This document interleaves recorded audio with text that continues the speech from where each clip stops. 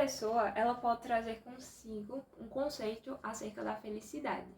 Mas, se você parar para perceber, em cada conceito há uma convergência para um único ponto em comum, que é a satisfação dos seus prazeres e interesses pessoais.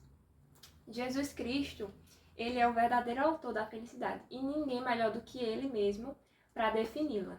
E ele faz isso no Sermão do Monte, lá em Mateus 5, também conhecido como o Sermão das Bem-aventuranças. Eu gosto de pensar que é um sermão que pode ser definido também como a constituição do reino de Deus, já que traz consigo características de um verdadeiro cristão e características também que um verdadeiro cidadão do céu deve ter. Ao todo, são 9 bem-aventuranças, mas elas vão ser divididas em uma série de 3 vídeos, e fique ligadinho para acompanhar. E o meu desejo é que o Espírito Santo, ele te incomode e te faça refletir acerca de si mesmo, para que você possa cada dia mais buscar melhorar e ser parecido com Jesus Cristo.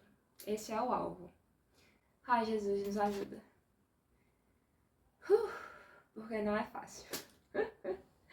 A princípio, as ideias de Jesus podem parecer um pouco paradoxais.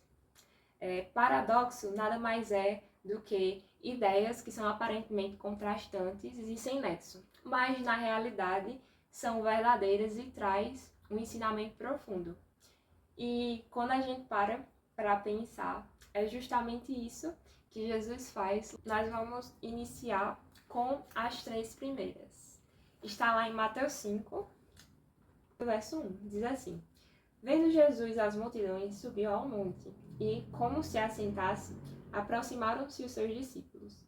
E ele passou a ensiná-los, dizendo, versículo 3: Bem-aventurados os humildes de espírito, porque deles é o reino do céu. Bem-aventurado quer dizer feliz. Algumas versões falam bem-aventurados os pobres de espírito, porque deles é o reino do céu. Mas por que a Bíblia se refere a pobre? E a gente pode aplicar tanto a questão da pobreza material como da espiritual. Uma pessoa pobre, materialmente falando, é aquela que não tem recursos. Seus recursos são escassos. Então, se você é pobre, você precisa recorrer a outras pessoas. Você não é autossuficiente. Diferentemente de muitas pessoas ricas. Muitos ricos se consideram autossuficientes e que não precisam recorrer a outras pessoas, já que eles dispõem de vários recursos, portanto, eles podem fazer com a força do próprio braço. Para apresentar essa ideia, Jesus vem nos ensinar que o primeiro passo para nós sermos um verdadeiro cristão é que nós sejamos pobres de espírito, pessoas que reconhecem que precisam de Deus e também precisam dos outros, pessoas que não são autossuficientes. Isso é ser humilde. E a humildade, ela envolve 3 aspectos: a humildade diante de Deus, a humildade diante de si mesmo e a humildade diante dos outros. A humildade diante de Deus somos nós reconhecermos quem Deus é. Deus é justo, Ele é soberano, Ele é misericordioso. E também reconhecer quem nós somos, nossas fraquezas e nossas debilidades. A humildade diante de Deus somos nós reconhecermos que Ele é o Salvador, doador da vida, e que sem Ele nós não somos nada.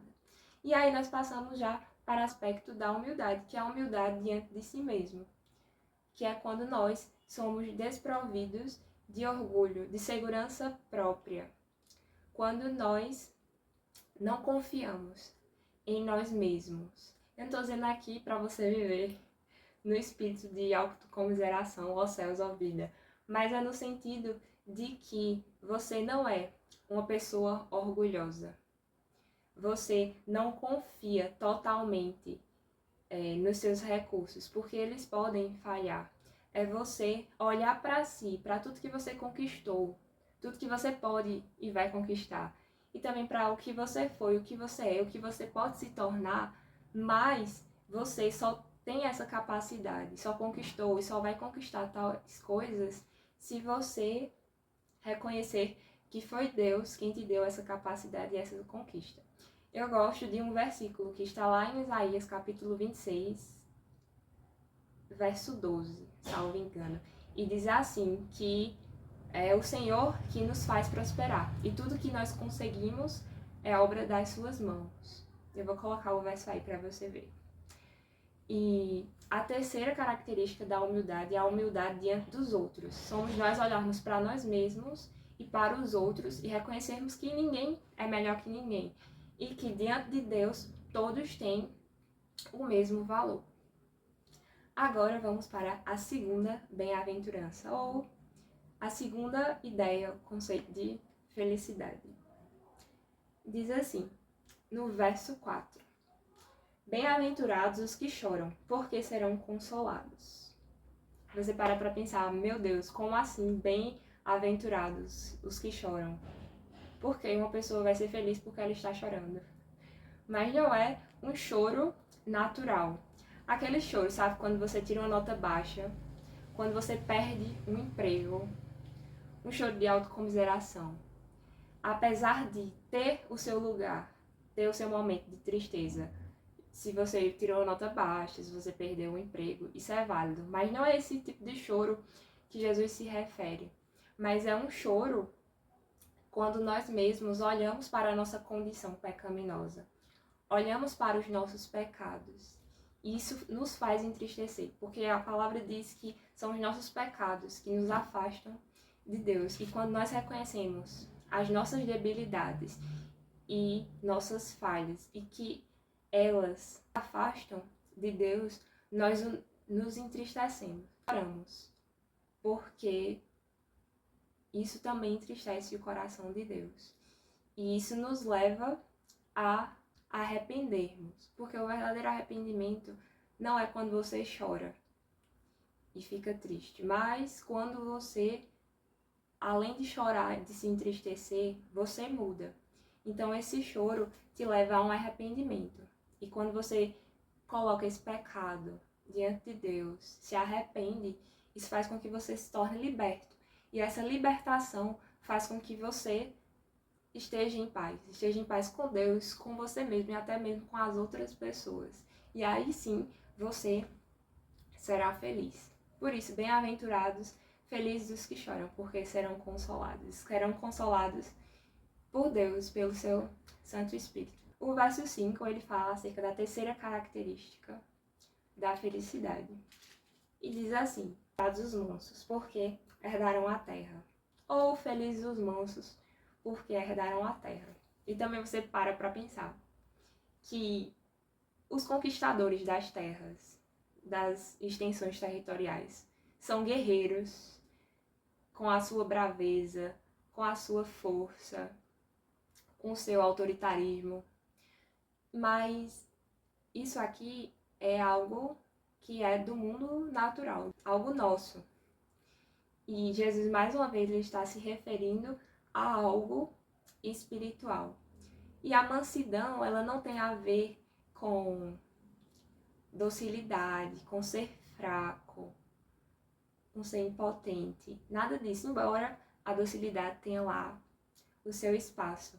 Mas a mansidão se refere a uma submissão à vontade de Deus, ser guiado pelo Espírito Santo. É não retribuir o mal com o mal.